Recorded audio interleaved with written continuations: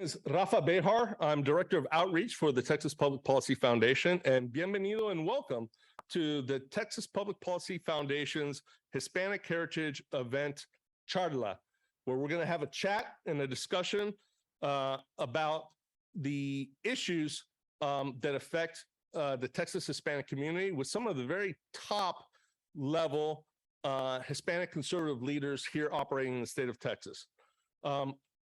Unfortunately, I need to inform everybody that we're going to have a little bit of a change in our program because the gremlins came in and kind of monkeyed with things, and unfortunately, we were going to start with Congresswoman Mayra Flores, and who was very excited to participate with us, but she's in Washington, D.C., and she was going to participate with us via Zoom.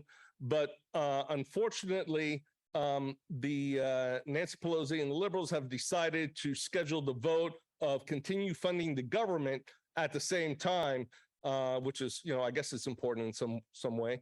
And that, so unfortunately, she's not going to be able to attend. So we unfortunately are not going to be able to include her in the program for today.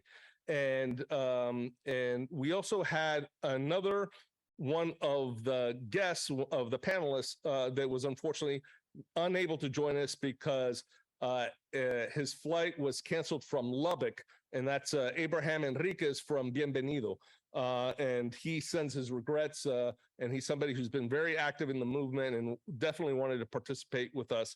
But unfortunately, he is not able to. But we're going to continue on because the work continues on, right? The conservative movement continues on. And and the exciting things that are happening within the Hispanic community in Texas is continuing. So before we begin and introduce the stellar panel that we have of my friends and colleagues, I want to first clarify a few points of terminology that I'm going to be using. Okay. And because I want to make sure that nobody gets any belly aches about some of the terms that I may be using. First of all, I'm going to be using the word Hispanic, okay?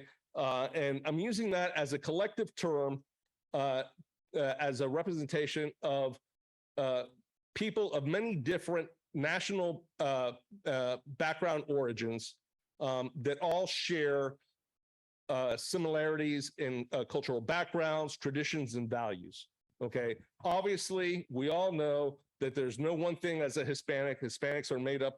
It's a composite term made up of many different people, and that also that we all are very proud to be Texans and very proud to be Americans. But we're going to be using the term Hispanic. Second of all, Hispanic Heritage Month. So this was created, for those of you that may not know, by President Ronald Reagan. And it was specifically created to help highlight and celebrate the very positive accomplishments and contributions made by American Hispanics here in this country. So they came up with this Hispanic Heritage Month. Now, of course, we being Texans, we celebrate Hispanic Heritage Month 24/7, 365, because Texas has about 40% Hispanic population. And not only that, but we have families that have been in Texas since before the arrival of the Mayflower. So we celebrate Hispanic heritage every single day. And then the last term that I want to just clarify is the term of Hispanic Texas, right? This is a discussion on the state of Hispanic Texas, and I don't want anybody to get bent out of shape. We all know that there's one Texas. It's unique, and that we are all very proud to be Texan. But the reality of the matter is that not all issues affect all people the same way. So we are here specifically gathered to talk about how issues specifically affect the Hispanic community. So that's why we're talking about Hispanic Texas. So I don't want anybody to take it the wrong way. But we do want to make that, that distinction. right? And there's some issues that have more impact on certain communities than others. And then obviously we're here gathered to talk about the Hispanic community.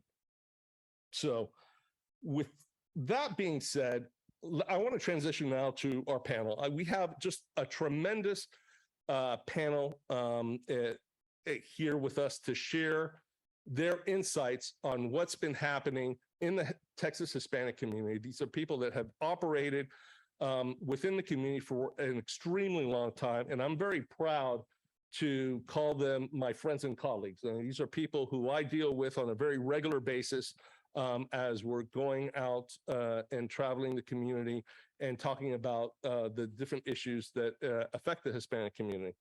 So with us, we have Alex Cistero, and he is the chairman of Hispanic Republicans of Texas and also their 501c3 organization, Hispanic Leadership Alliance. Alex is also the president and CEO of AccuFleet International. And he has over 20 years of experience in leadership and executive roles in a variety of industries and major corporations. He has been involved in the development of strategic growth and operational strategies at several multinational companies, particularly in areas of organizational transformation, product and service line expansions, acquisitions, and overall corporate development. And he earned his BA and MBA degrees from Rice University and his JD from Stanford University Law. He's a very accomplished attorney at law, and he comes to us from the Houston area. And then we have my good friend, Jorge Martinez. He is the Texas Coalition's director at the LIBRE Initiative and has served with various roles within the LIBRE Initiative since 2012. In 2015, he was appointed by Governor Greg Abbott to the Texas Physician Assistant Board and served on the Ethics and Disciplinary Committee. And George is a graduate of California State University, Fresno, where he received his Bachelor of Arts degree in communication, and he later earned his Master's of Public Administration from California Baptist University. So George and I worked together in the LIBRE Initiative before I came to work with the Texas Public Policy Foundation. He's a tremendous friend, and he comes to us from the Valley, from the McAllen area, where he lives with his wife and children, and he's going to be a new dad in a little while. So congratulations, George. So adding to the tribe. So, and then, and last but certainly not least in any stretch of the imagination is my good friend, Orlando Sanchez.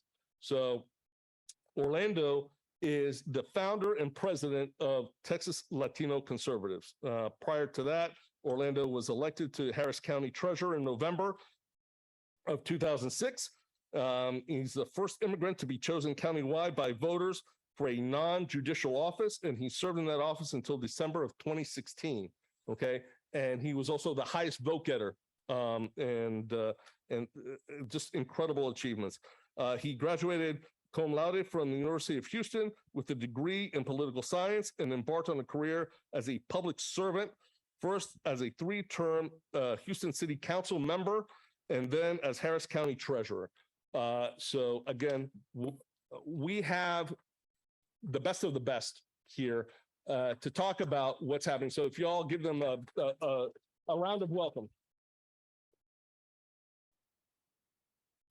So before we get into the issues, and we're going to be talking about substantial issues, right? I mean, I know that the First Lady likes to just think that we're just a collection of breakfast tacos, but we're actually going to talk about issues here. But before we get into that, the meat of that discussion, I'd like for each one of our guests to explain a little bit about what they do in their respective organizations and some of the programs and projects that they've been working on. So, Alex, you want to go ahead and start and tell us about the juggernaut that is HRT and Hispanic Leadership Alliance. Good. Thank you, Rafa. And good afternoon, everybody. Buenas tardes. So we've got two sister organizations, but for simplicity, we'll talk about HRT, Hispanic Republicans of Texas. Been around about 13, 14 years. I joined the board about 6 years ago, and it was founded by a group of individuals, even going back to George P. Bush as one of the founders, looking at the underrepresentation of Hispanics in political office, particularly on the conservative side, statewide, right? So the original mission was locate, identify, train, recruit candidates who embrace conservative values. There wasn't really a machine or a mechanism at the time that HRT started this focus. It was probably at the forefront of this. There wasn't a lot of representation. So we've had quite a bit of success, added a federal PAC as well, but really always rooted around, certainly for about the first decade, around candidates. We did a pivot a couple of years ago, sort of trying to build on that after a lot of strategy discussions, saying, it's not only the candidates, but, what's the goal to increase conservative voting turnouts, and again, locked in on Hispanics. So we've gone beyond, candidates. We've also looked at issues and really kind of creating a community. I think we'll get into that today, but it's a disparate group that calls itself Hispanics in Texas, not just even, across the board, but also on the conservative side. So how you approach that, has been part of a lot of our discussions the last few years. Right now we're pushing 300,000 active recipients and members, if you will, of our organization. And along that journey, there have been additional groups that have come in, right? So it was a very barren area, I'd say, 12, 15 years ago. And people kind of get it now, how important conservatives in the Hispanic ranks are, and how important Hispanics are to conservatives. So that's been a little bit of our evolution. Yeah, and certainly Texas is a big enough state where not one organization can handle all of it, right? And we definitely need more participation of very active and conscientious people such as yourself. So that's HRT, but then you also have the 501c3 Hispanic Leadership Alliance. Why don't you tell us a little bit about that? C3 Hispanic Leadership Alliance Foundation, and HLA, the C4, that really is not candidate focused, but issues and education focused. So if you looked at our website, Hispanic Leadership Alliance, we have a series of videos there. That was one of our campaigns that we started a few years ago to really educate the general population, Hispanics in particular, on issues, right? Everything ranging from the energy industry, and now we're seeing it, right, big time, right, with gas inflation and energy crises, how the tax system works, and other things that really need to be core to any educated voter. But obviously we come at it from the conservative side. So that's HLA. So HLA more issues focused. HRT is a PAC focused on candidates. And perfect. George, why don't you tell the good folks about the great work that you guys have been doing with LIBRE over the years? Thanks, Rafa. It's a pleasure to be here with you all. Rafa didn't mention this, but I am a refugee from the People's Republic of California.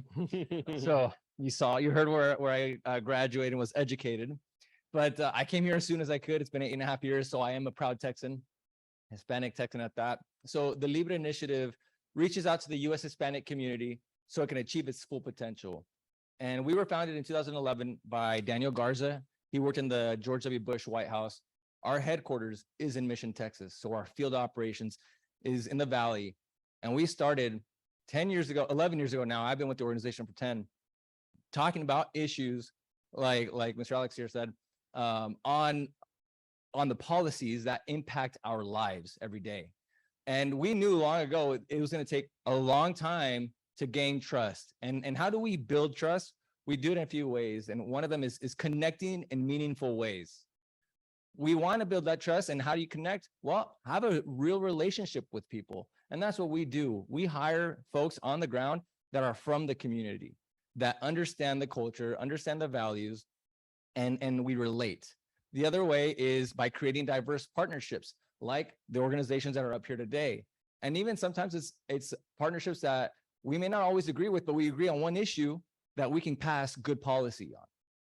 So those are one of the ways that we connect and how we work in the community. And we focus on doing a lot of policy engagement also at the state and federal level. We were behind the Tax Cuts and Jobs Act. We did some judicial stuff as well under the last administration. And at the state level, we were really pushing for property tax reform in 2019. So we use our grassroots organization and our volunteers to push lawmakers to get behind the bills that we think are good for the Hispanic community, like the property tax reform bill. So that's a little bit about what LIBRE Initiative does. We also have the C3, which is the LIBRE Institute, which strictly focuses on removing barriers to the Hispanic community. So what's that mean? What we have found is that Hispanics that we're talking to, sometimes they don't even know what the free market is. And we talk about free market principles, access to a market where you and I can sell, trade, produce without government interfering. Sometimes that's unrealistic to some folks that are here, maybe the first generation. They don't know how to speak English, maybe they don't have a driver's license, whatever the case may be. We use the LIBRE Institute to remove those barriers. So we'll partner with ESL teachers to teach English as a second language. We'll do civic courses, how to become a citizen to pass the test. There's a lot of areas where we do that. And we also do our goodwill stuff too, where we're cleaning up parks, where we're just giving away during the hurricane, Hurricane Hannah that went to the valley 2 years ago. And this is just an example. We've done more since then, but we gave out $1,000 of water because people had no running water, right? We partnered with Costco and did that. So that's a little bit about that. And then we also have separate to us a PAC, a 527, the LIBRE Initiative Action, which we can skip that for now. Yeah. So, but why don't you go into a little bit, because you guys have actual operations across the state. Why don't you tell the folks a little bit where you all operate? Thank you. Yeah. We have 8 field staff. There's 11 us in Texas. When I mean field staff, it's those that are actually on the ground building community. And then we have myself, a strategic director, and a supervisor of the field staff throughout Texas. So we have someone in McAllen office. I'm also based out of there, but I'm traveling all over. We have a person in Harlingen, which is next county over. We have Laredo, El Paso, Dallas, 2 in Houston, and San Antonio. So we're all over in the state. We are also across the country in 13 other states. Great. Perfect. Just tremendous work that you all do. Now, Orlando, brother, you have just recently started TLC, Texas Latino Conservatives, and you've just been on fire. You've just been everywhere. Just, tell us about, your vision of TLC and the great work that you've been doing. Well, thank you. I appreciate TPPF doing this. First of all, there's obviously an age disparity. These guys have a long runway, and given my age, I have a very short runway. So maybe that's why I'm on fire. My engines are starting to blow up. But I've been I too am a refugee. I'm an immigrant from Havana, Cuba. Immigrated here in 1962. I'm the first person in my family to get a college degree. My daughter has received 4 degrees, 2 undergraduate, 2 masters, and worked on a PhD at Ohio State University. And I look back, and I'm a kid that landed here when I was 4 years old, didn't even speak the language. And the idea that I get elected to be a city council member in the 4th largest city in America, the first Hispanic immigrant ever elected citywide in the city of Houston, and then ran for mayor of Houston in what still is the most historic race in the history of Houston, because we voted more people in the runoff than the general election. And then to be the first Hispanic immigrant ever elected countywide in the 3rd largest county in the United States. I have to pinch myself and I say, how many of you could move to Mexico City or to Tokyo or to Moscow and run for city council, run for their county positions, and run for mayor of their cities and be elected? Nowhere but America. Nowhere but America does anybody that wants to fight and wants to be part of this great union and live under the most fabulous parchment ever created, which is the US Constitution, have an opportunity to do that. And that's worth fighting for. And so maybe I'm on fire because, again, I'm a lot older than these guys and I don't have a lot of time, but it's critical. We, like HRT, are two organizations. We're a general purpose state PAC, and we are a nonprofit organization. We do a lot of things. I came here because my father was recruited by the former county judge of Harris County to be the first Spanish voice in Major League Baseball in 1962 for the Colt 45s. And one baseball term that's often used is building a farm team. Any of you that follow baseball, you know, every major league team has smaller teams around the country where young professional players come up the ranks. And so I thought that we should be building the farm team of Hispanic conservative leaders, which are going to be the leaders of the next generation of Texas. And if we didn't do that, we'd lose this state. And if we lost this state, we'd never elect another conservative to the executive branch of the federal government. And that to me was pretty shocking. And I was excited when George W. Bush won and beat Ann Richards, and I was looking at the Hispanic percentage that he was getting. But since then, the Hispanic participation, the conservative movement voting for Republicans started going downhill. And I thought to myself, you know, and I am sometimes can be a burr in the saddle, to use a Texas term, but, you know, conservatives sometimes are pretty good about snatching defeat from the jaws of victory. And, you know, they were sitting around. We had every statewide seat in Texas. There was no need to go into urban communities. And that's why we've lost Harris County in 2018. We've lost Dallas County. We've lost El Paso County. We've lost Tarrant County. Obviously, we've lost the People's Republic. And what you're seeing, and everybody's excited about it, the big realignment, the shift, is not, in my opinion, because of anything that any of us has done. It's because of the mistakes the Democrats have made. And so what they're selling, Latinos aren't buying. But it ain't going to happen long. The other side is a formidable opponent. And they're going to wake up and they're going to huddle and they're going to redraw their game plan. And we better be ready. Right. And so again, and thank you for that, you know, for that great insight. But again, TPPF being a 501c3 organization, we're just talking about the landscape of conservatives versus liberals and why it's important, right? You know, these, you know, on the political side are the races, but it's not just about the teams, about Republican and Democrat. It's more about the issues, right? And about the values. And that's what, you know, let's pivot and let's talk a little bit more about that, right? So earlier this year, TPPF saw or foresaw some of the changes that were happening down, you know, in the Valley. And we commissioned a Texas Hispanic poll in mid to late February. And one of the interesting things that we found was that there was a difference between partisanship identification and ideological identification within the Hispanic community. And again, this is a Texas-wide poll, right? It's not just focused on South Texas or just the urban part. This is a poll that was focused across, you know, across the board. And I'm just going to read off some of the numbers just so that you have a better sense of what the Hispanic community has been thinking. And for many of us, it's almost intuitive, right? We know that the Hispanic community has more conservative, is naturally, inherently more conservative in their values.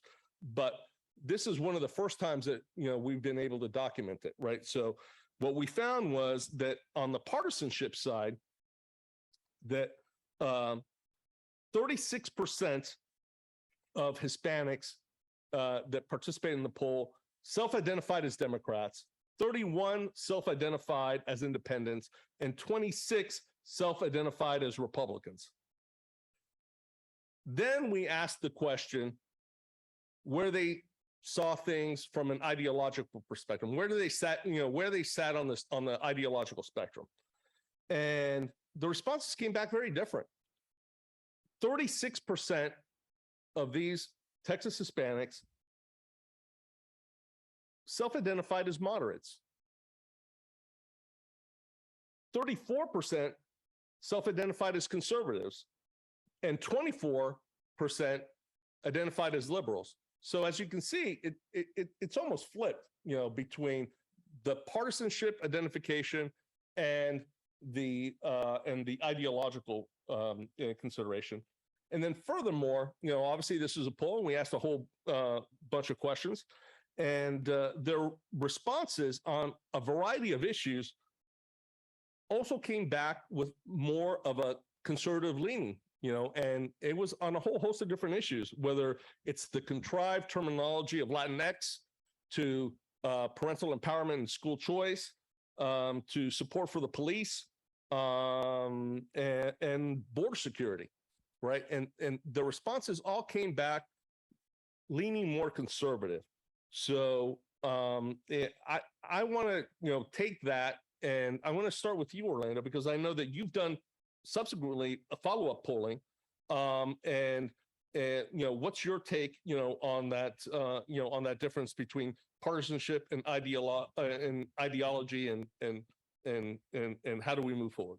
Well, I mean, I've always looked at politics and trying to move voters as no different than, products on the grocery store shelf.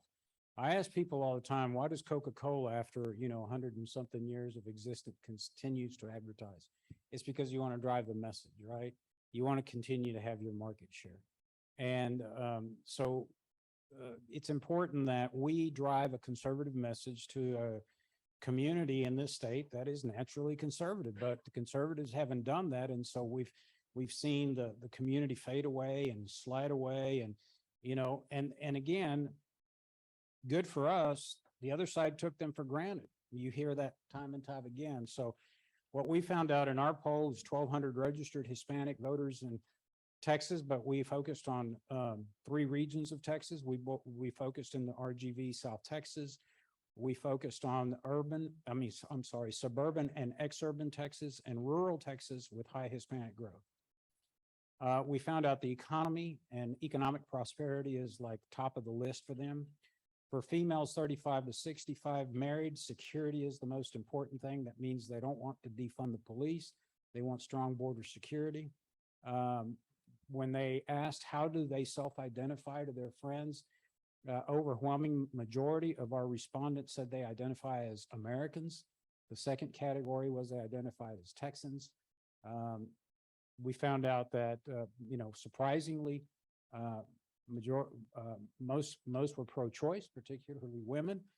We also discovered by surprise there is a huge support for oil and gas industry in the state of Texas, particularly when you're talking about areas, right, jobs, economic opportunity, and upward mobility.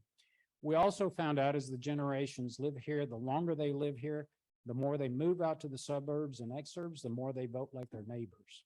And so the longer they're here, the more conservative they become. That's why education is so important in this state. That's why conservatives need to pay attention to education, because that gives everybody a fair chance and an opportunity to participate in the free market and have economic upward mobility. But our poll was similar to yours, Rafa, and TPPF. Yeah, and that's great. And you want to be able to see that, right? You want to be able to, replicate, the information and see, to want to verify it. And then also, as you move forward with polls, you want to see if there's, any difference. Now, George, I mean, you're somebody who lives out in the field and you're constantly talking. I mean, does that resonate with you and the people that you talk, just the regular, mom and pops and, abuelos y abuelitos that you talk to? Yeah, actually, the poll that y'all commissioned as well, I right away I was resonating with it because I'm out on the ground as a grassroots organization. I'm knocking on doors, especially right now, talking to folks about the issues that matter. And we did a campaign called the True Cost of Washington Tour, where we went to different parts of Texas and the country, but specifically here in the Rio Grande Valley, we partnered up with grocery stores, and we gave away in one of them $105.86, and the other was $52.93, which represents the $105 was a whole week's worth of groceries because of the increase of inflation. The $52 was half a week's. And there was 2 different grocery stores. We had Congresswoman Myra Flores with us. We had a line. I got there at 7 in the morning. There was already a line in both of them. I believe the one in Brownsville we did, the line they said started at 5 a.m. There was a need. And what we're seeing is that economic policies, and we know this, everyone here, that economy is top issues for us. So if we just had MSNBC do a docuseries where we were on it and they were talking to the people in the line about why they were in line. We weren't just giving away the money to give away money. That is only good for one day, right? But we were there actually informing the community, why do we have inflation? What policies are driving up the cost of goods and services? So we were talking about too much government spending, of regulations, and how regulations on energy has increased, obviously, our energy prices, but also because of that, partly groceries as well.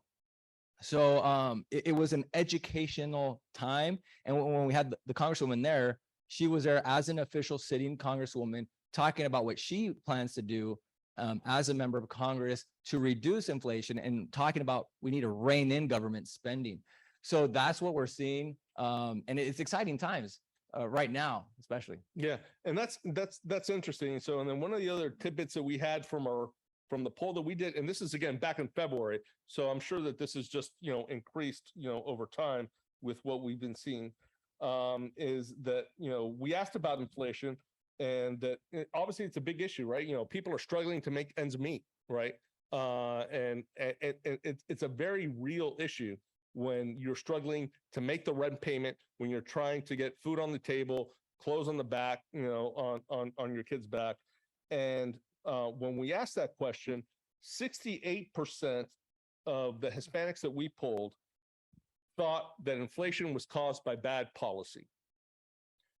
But what was even more telling was that even 58% of those Hispanics that self-identified as liberals thought that inflation was caused by bad policy. So we're seeing, this shift, this internal shift in thinking, right? That they're realizing that policy matters. Policy matters. Alex, how do you see the economy and the inflation, impacting the work that you do over at HRT and HLA? Yeah, no, I mean, I think these guys hit it. We've looked at 4 or 5 different polls, including Orlando's. I mean, the economy is number 1, number 2, and job security and personal security on average. Some Texas polls and national polls, it's hard to find a close third. Family issues are important. Pro-life issues are important, but they, as a percentage, they drop down pretty dramatically. I was going to take a little bit different take on this, Rafa. Sure, please. One of the things we talk about a lot on our board as the state has evolved. I'm from Puerto Rico originally, so we've got 2 out of 3 aren't even, from Texas. I never met anybody of a Mexican background till I went, my freshman year at Rice, and we were a bunch of us having, 17-year-olds having ninfas on Kirby, because I know where that is. And a friend of mine from Ohio asked me, "Hey, what do you like on this menu?" I said, "I have no idea. I've never eaten any of this stuff. I've only been to Taco Bell." No, it's a true story. And so, my mom was in advertising for decades. She worked for a pretty large Hispanic market focus agency that worked for all the big companies around the country. You'll know them from Houston. And the way Hispanics were viewed, 25 years ago, right? I remember when I was little, there was a show on TV called Que Pasa USA, and it was Cuban immigrants. And then there were telenovelas, right? That was kind of it. It was very monolithic, right? So let's take something in English, translate it, just put it out, and it'll be good, right? And I still find it interesting when we talk about Texas and Hispanics. The Valley is super important. That's a huge population, but the state has changed, right? I live in the most diverse city in the country. I think there's about 30,000 people from Venezuela who live 20 minutes west of me in Katy. They just got here. Yeah. Katie's one. Brazilians, Cubans coming in huge waves, from every country. So you got to think about it a little differently. And I kind of break it down into probably a couple of different ways, right? There's, Hispanic Heritage Month is timely, right? Are there folks whose parents or grandparents gave them some Hispanic family values that they need to reconnect, right? That's kind of one, right? That's a whole different approach. And if you were in marketing and you were selling a product, right? Or if you're conservative and you're, trying to promote your values, how do you connect with that group? Secondly, you have folks that are new to the state, new to the US, whether or not they speak Spanish. Why did they move, right? That's a whole different set of issues, but largely, economic. And then there's the folks, and Orlando, you kind of touch on this, that may have waned in out of the party because, hey, they had some values, but they were ignored. They were ignored in political circles or ignored by, people who are in the marketing community. But where their natural home should be around conservative issues, conservative organizations, right? So at least three, you could probably, slice and dice it a couple different ways, but at least three different big clusters of folks that need, or, conservative values are naturally what they think about, what they believe in, but how you make that connection has evolved. And in Texas demographically, right, since the last census, Hispanics grew, you guys know these stats across the country and in the state by a higher percentage than the next three demographic groups combined. It's pushing 20%. Nationwide, it's just over 40% in Texas, but the mix is different. And, the legacy folks who, hey, my parents, and my grandparents and their grandparents, grew up in the Valley. That was probably how Texas viewed Hispanics, with little pockets here and there. And it's completely changed. And I think to some extent, there's some commonality in the issues, but there's differences, right? I mean, I lived in California 3 years. I had no idea of, California Hispanic politics and stuff, right? Or agendas, right? Very different in Texas, very different than in the East Coast. And a lot of that is converging. Both coasts are converging on Texas. Plus, immigration, legal or otherwise, is converging, plus the new generation. So it's evolving really quickly. We're seeing some of the same issues in the polls, but I think the approach and the connectivity is probably one of the biggest challenges and opportunities. Yeah. And so let me just follow up on that, again, those of us that have been around this issue and realize, the Hispanic community is not a monolith community, right? It's just not one thing, right? And you were touching upon that, right? I mean, obviously you not only have people of various national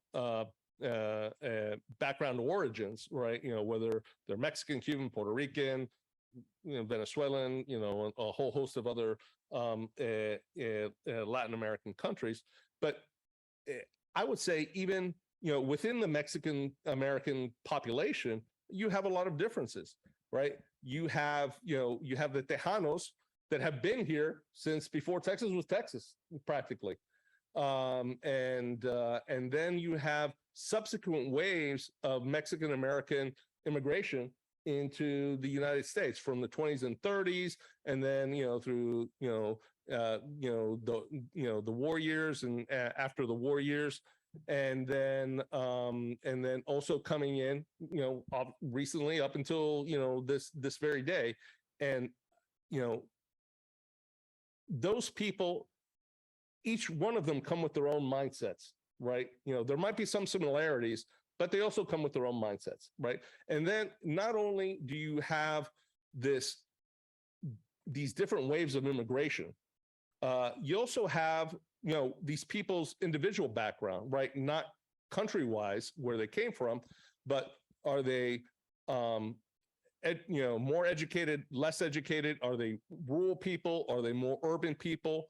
And when they come into the United States, where do they settle, right? Do they settle, along the border in more rural communities, or do they go to the big cities of, Houston, Dallas, and San Antonio, right? So, and that also influences their makeup and their and influences their mode of thinking. So, these are all things that we need to take into account as we're talking to folks. And these are the people, and as you mentioned, not only people who are coming to Texas from outside the United States, but coming to Texas from different parts of the United States as well. And there's a little bit of a culture shock there. So all those things are very important as we're moving forward. But I think that one of the things that, at least to me, has shown, I'm going to pivot here a little bit and return to talking about issues, is this issue that has really, quite honestly, caught fire in the United States, over the last, election cycle, which is of parental empowerment and school choice. And I think that for the Hispanic community, education has always been something that's been, pretty important. And they, and many of them see it as a key or an avenue, for future success. And one of the things that we found in the polling that we did back in February was that 78% of the Hispanics that we polled believe and support in the concept of school choice, right? Of being able to have the ultimate control and be able to decide where your child is able to go to school, and basically have those tax dollars that are specifically allocated for education to follow the child to the school of the parent's choice. And that 89% also agreed that parents should have access to the classroom materials, right? They want to know what their school districts, what the teachers are teaching in the curriculum. We saw that, and it played a huge part in the election in Virginia, and we see that all across the country, and particularly here in Texas, where you have a lot more people being involved in school board races, and in education committee races, because parents want to know. Okay, I think that, unfortunately, for a while, parents have kind of abandoned that, and they've kind of left it up to the schools. But then they realize that, hey, there's something not right there. And it's something that we found that even 2/3 of self-identified Hispanic liberals actually agree with. Again, turning back to you, Orlando, how do you see that? I kind of lost the question. I did. I know, no, that's fine. I know it's about parental education. empowerment and school choice on Yeah. the Hispanic I community. think any parent presented with that option is for anything that improves the quality of their child's education. I think a little more outside the box. I think, for example, that there are issues that our leadership in the state of Texas can address that disproportionately affect the Hispanic community. I don't know if you guys know, but I held a press conference in front of the third largest school district in the United States, the Houston Independent School District, where I called on the governor to take action and take over the half dozen failing schools that had year after year after year received a failing grade from the Texas Department of Education. I was physically assaulted by the left. You can YouTube it and Google it. This is how tough these people are. But let me just say, from a broader perspective, I think there are issues that we as conservatives can address. I'm a free market guy, but I am stunned. I am stunned at the level at which for-profit universities take advantage of young urban kids. I am stunned. And no one has picked up on that and said, wait a minute, we do not allow a mortgage company to take advantage of borrowers. Why would we let for-profit universities practice predatory practices in the state of Texas, strap young urban kids and poor kids with $20,000 worth of debt, which is ultimately going to be nationalized because it's going to be passed on to us, with credits that do not transfer to any state accredited institution. Now the kids have debt, they become disillusioned, they don't get a college degree. That, to me, is an issue that, as a matter of public policy, we should be addressing in this state. But yeah, school choice. And again, I'm a free market guy. There is a space for for-profit universities, but I don't like the predatory practices on our urban poor. And most of these kids, their parents never went to college. They didn't pay somebody to prepare an essay. They didn't have a prep course for the ACT or the SAT. and they get roped in by these recruiters of these for-profit universities. And it's just, to me, it's just astonishing. So, yeah, any parent would want school choice. They want charter schools. They want the money to follow the child and the parent. We're all for better education. And as I said earlier, if we don't educate and give everybody an equal education in this country, we're in bad shape. So we need to address that. Yeah, and I also want to give time to George, because I know LIBRE has also been very involved for a long time on this issue of funding students and not systems, right? So if you can tell us your perspective and some of the work that you've done in that regard. Definitely. Thanks, Rafa.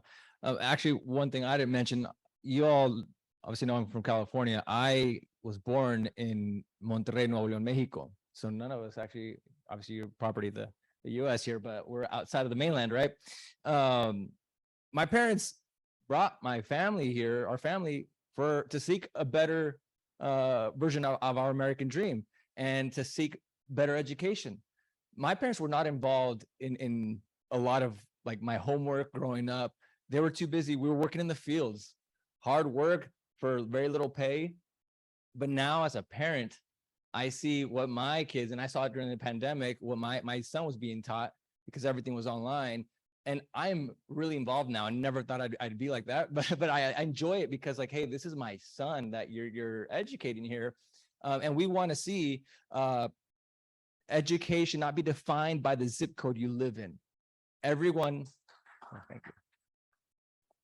Our children deserve the best education possible. So if school A is the better option, but you're stuck in school B and you're paying property taxes over here, I like to give this one example. I'll be quick. Sure. Is this when I'm talking to people on the ground, I give them an example of if I want to eat McDonald's, do I go pay Burger King? No, right? I pay McDonald's. They're the ones that deserve my money because I want their product.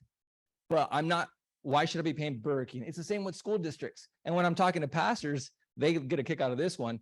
If I am being fed spiritually at church A, but I'm tithing in church B, is that fair? No, right? So that's what I'll say quick because I know we're running out of time. No. And I appreciate those, those examples. And George, I just want to stay with you for a second, because I know that we're starting to run short on time, and I definitely want to get to the ever pressing issue of border security. But if you can just tell us a little bit about the project that you guys are working out recently in El Paso regarding taxes and referendums. So our field director in El Paso, grassroots engagement director Charla Sierra, saw a need in the community. The local hospital district was trying to pass a new tax. It was going to be the biggest tax passed on to people in all of Texas by using certificates of obligation. Basically, they were going to try and go around without having to get voter approval, which in 2019, because of property tax reform, if you want to raise taxes in your city official or county official above a certain percentage, you have to get voter approval. So they were using certificates of obligation. You can still get petitions. So we partnered up. We got the 25,000 signatures that we needed to stop this tax from coming automatically. And now the board there, October 3rd is meeting whether they want to hold this election, this bond election this November, or if they're going to hold it 6 months when there's less people likely to show up. So we're still fighting that, but at least we put a stop to that because they wanted to increase the at a time when inflation's so high, the amount where people can't afford it. We decided to say, you know what, we're going to get involved, and now we have over 34,000 signatures since then. People are obviously waking up. Right. Government accountability. What a concept. That's great. Fantastic work. So I'm going to close out and with the last question. Obviously, being in Texas, we can't escape, unfortunately, the issue of what's happening on the border and border security, and how that specifically impacts on the Hispanic community. Alex, through HRT and HLA, what have been some of the things that you've seen, regarding border security and the impacts on the Hispanic community? Sure. No, huge issue, whether it's, some of the candidates we support or some of the messaging and information we put out. Like I said, we're pushing close to 300,000 confirmed Hispanic voters, Texas residents that follow us and interact with us. So that's always kind of at the top of the charts. It's, in the news every day. I'd say it falls under the category of, personal security, which we see resonated a lot. Following laws, law abiding, that always is very high from a feedback standpoint. But it's also the stickiest issue, Right. honestly, and we talk about it a lot on our board and with our members. I don't think anybody would debate the law and order side, but at the same time, you have folks here who have crossed or who are here, on some other program legally. Their kids are the Hispanics of the future.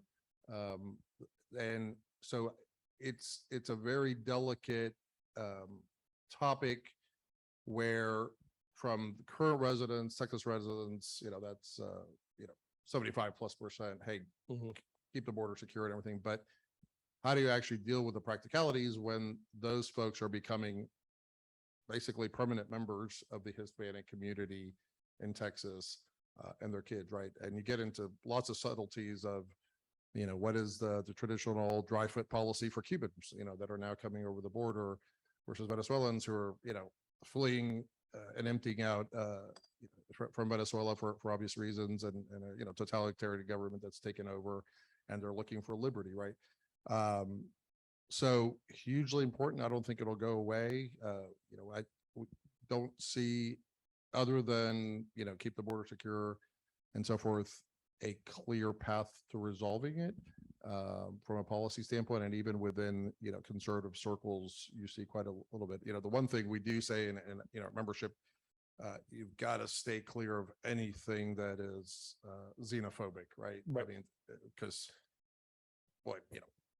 most of us in the room, our grandparents are 1, 2, 3 generations maximum removed from coming from somewhere. And I think that's something from, the conservative wing of politics, and I how to describe it, Rafa, that takes a lot of education. It's not as clear cut as, hey, cut my taxes, right? Right. That's probably the stickiest issue. So, gotta be careful.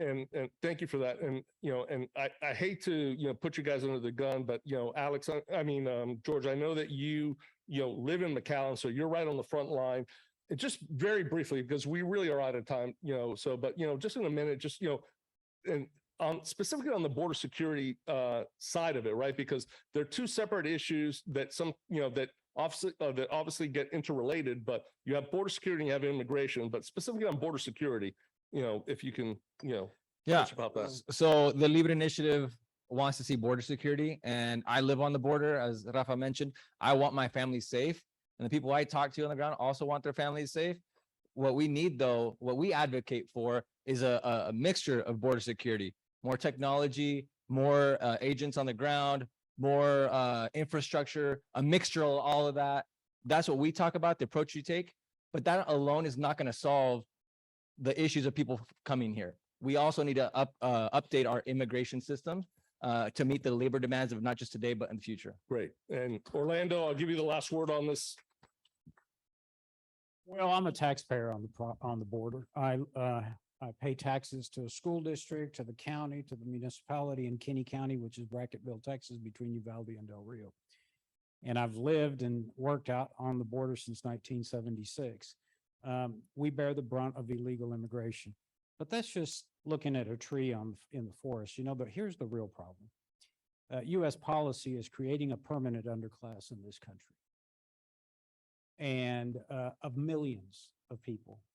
And the danger for our democracy is that we're not a country like other Latin American countries where you have enclaves of opulence, beautiful homes surrounded by gated communities, cut glass on the top of the fence to keep the hoi polloi, the rest of the people out that are too poor to afford housing, healthcare, and education. And that's what this government is creating by creating a permanent underclass of millions of people that happen to be majority Hispanic. That's dangerous for the democracy. That's dangerous for the republic.